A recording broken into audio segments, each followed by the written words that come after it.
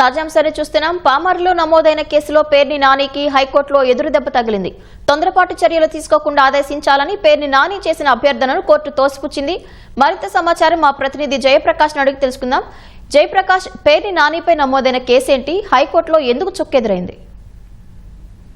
పవిత్ర ఈ రోజు పేర్ని నాని దాఖలు చేసినటువంటి ముందస్తు బెయిల్ పిటిషన్ మీద విచారణ జరిగింది. ఆయనకి ఈ కేసులో ఎదురు దెబ్బ తగిలిందని చెప్పుకోవచ్చు. ముందుగా ఇటీవల పామరులో జరిగినటువంటి వైసీపీ కార్యకర్తల సమావేశంలో రెచ్చగొట్టే విధంగా ఆయన వ్యాఖ్యలు చేశారని మచిలీపట్నం టీడీపీ అధ్యక్షుడు లోకిశెట్టి వెంకటస్వామి ఇచ్చినటువంటి ఫిర్యాదు మేరకు మొదట మచిలీపట్నం పోలీస్ స్టేషన్ లో 0 FIR ని నమోదు చేసి ఆ తర్వాత ఆ కేసుని పామర్రు పోలీస్ స్టేషన్ కు తరలించారు.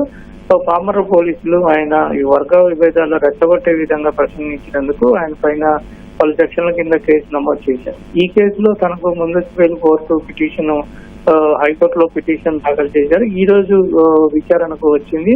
విచారణలో భాగంగా ఆయన ఇట్లా అన్యాయంగా కేసుని తన మీద నమోదు చేశారని, కావాలని ఇరికించారని తెలిపారు వాళ్ళ తరఫు న్యాయవాది. అయితే కేసుని ఈ నెల 22కి హైకోర్టు వాయిదా వేసింది. అయితే అప్పటి వరకు ఈ కేసులో తొందరపాటు చర్యలు తీసుకోవద్దు, ఎటువంటి చర్యలు తీసుకోకుండా పోలీసుల్ని ఆదేశించాలని పేర్ని నాని తరఫున న్యాయవాది హైకోర్టుని అభ్యర్థించారు. హైకోర్టు న్యాయవాది అభ్యర్థిని తోసిపుస్తూ తదుపరి విచారణను ఈ నెల 22కు వాయిదా వేసింది. ధన్యవాదాలు జయప్రకాష్.